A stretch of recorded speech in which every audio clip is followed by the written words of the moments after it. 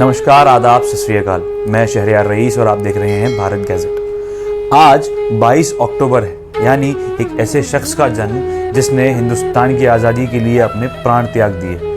वो शख्स जिसने कहा था कि कसली है कमर, अब तो कुछ करके दिखाएंगे, आज़ाद ही हो लेंगे या सर कटाएंगे। जी हाँ, मैं बात कर रहा हूँ क्रांतिकारी शहीद अशफाक उल्लाह खान की।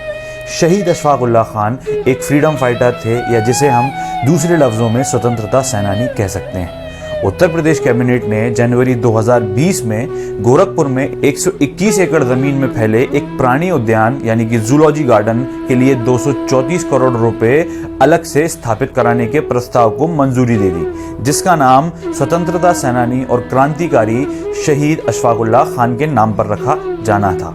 अफसोस की बात यह है कि आज़ादी के बाद भी पीढ़ी, शासक और जनता दोनों ही उनके लेखन, वैचारिक दृश्यों और योगदान से अपरिचित हैं। तो आखिर कौन थे ये और इनका आज़ादी की लड़ाई में क्या योगदान था? आमतौर पर यह माना जाता है कि अशफाक उल्लाह खान ने क्रांतिकारी दल के नेतृत्व किया, जिसमें चंद्रशेखर आज़ाद, रामप्रसाद बिस्मिल, राजेंद्र लाहिरी, रोशन सिंह, मनमथनाथ गुप्त जैसे लोग भी शामिल थे। इन सब नौजवानों ने 9 अगस्त 1925 में मिलकर काकोरी के पास काकोरी मेल में ब्रिटिश सरकार के खजाने पर कब्जा जमा लिया था।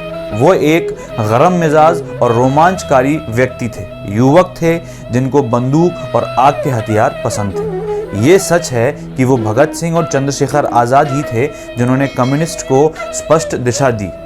फिरोज शाह कोटला में एक गुप्त बैठक में हिंदुस्तान सोशलिस्ट रिपब्लिकन आर्मी का गठन हुआ 8 और 9 सितंबर 1928 में, जिसमें आज़ाद उपस्थित नहीं थे, लेकिन वो अशफाक उल्लाह खान थे जिसने सही मायने में इस समूह का पहला समाजवादी माना जा सकता है। ये उनके चिट्ठी देशवासियों के लिए संदेश या मैसेज टू कंट्रीमैन में काफ़ी दिखाई देता है, जो 19 दिसंबर 1927 को उनकी शहादत से कुछ दिन पहले फैजाबाद जेल से बाहर आया था। अशफाक उल्लाह खान के जन्म 22 अक्टूबर 1900 में उत्तर प्रदेश के शाहजहांपुर में हुआ।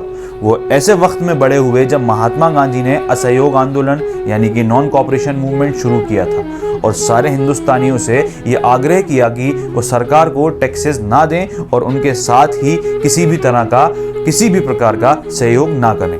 असहयोग आंदोलन यानी कि नॉन कोऑपरेशन मूवमेंट के 1.5 साल बाद फरवरी 1922 में गोरखपुर में चौरी चौरा हादसा हुआ, जिसमें 22 पुलिसकर्मी मारे गए। ये हिंसा होने के बाद गांधी जी ने ये आंदोलन वापस ले लिया, इससे देश के युवा काफ़ी निराश हुए। उन युवाओं में से एक खान भी थे। इसके बाद ही वो क्रांतिकारियों में शामिल हो गए और उसी समय बिस्मिल से भी उनका परिचय हो गया।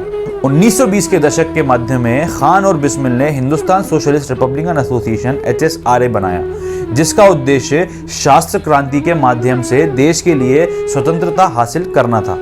उन्हें और उनके साथियों को अक्सर गलत कहा जाता है, जो कि सच्चाई से बहुत दूर है। अशफाक उल्लाह खान और उनके साथियों ने मिलकर कुकोरी में ब्रिटिश सरकार के खजाने पर हमला किया और हथियार, गोला बारूद के खरीद निर्माण के लिए नहीं, बल्कि समाजवादी साहित्य को युवाओं, किसानों और मजदूरों के बीच प्रसारित कराने के लिए प्रकाशित किया, ताकि वे राजनीतिकरण करें और विरोध में आगे बढ़ें।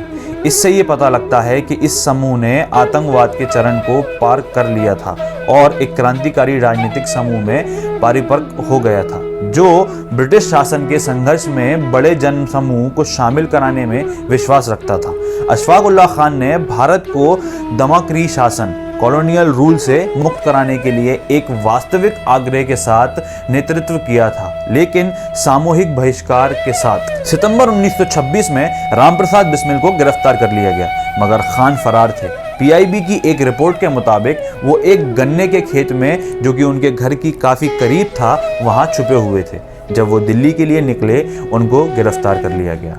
मुकदमे की सुनवाई लगभग 1.5 साल तक चली। काकोरी ट्रेन डकैती के मामले में उनको फांसी की सज़ा सुना दी गई, जिसे आमतौर पर 1925 के काकोरी षड्यंत्र के रूप में जाना जाता है, और 1925 में उन्हें फांसी के फंदे पर चढ़ा दिया गया। तो आज अशफाक उल्लाह खान के जन्म दिवस पर यह कहानी थी अशफाक उल्लाह खान के कुछ किस्सों के बारे में, जो कि हमारे लिए लिखी थी सारा मुनीर ने। और अन्य खबरों के लिए हमारे चैनल को सब्सक्राइब करें। आप देख रहे थे भारत गैजेट। धन्यवाद।